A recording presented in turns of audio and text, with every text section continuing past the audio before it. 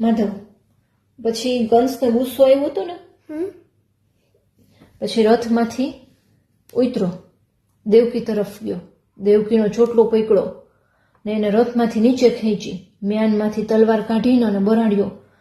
દેવકીને જીવતી રાખું તો એને સંતાન થશે ને. એક હાથમાં દેવકીનો ચોટલો ઝાલી બીજા હાથે એનું ડોકું ધડથી અલગ કરવા કંસે તલવાર કાઢી. ત્યાં જ વાસુદેવ વચ્ચે પડ્યા. બે હાથ જોડીને કંસને વિનવવા લાગ્યા. દેવકીનું 8મું સંતાન તમને મારશે એની ચિંતા અત્યારથી શા માટે કરો છો?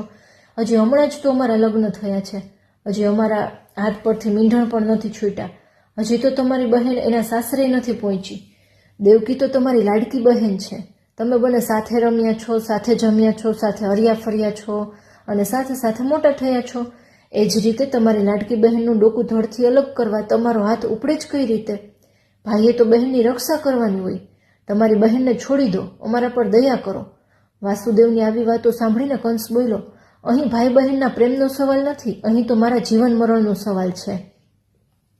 જો હું દેવકીને જીવતી જવા દઉં તો એનું 8મું સંતાન મને મારશે એ નક્કી છે, પણ જો હું એને જીવતી રાખું તો એને સંતાન થાય ને.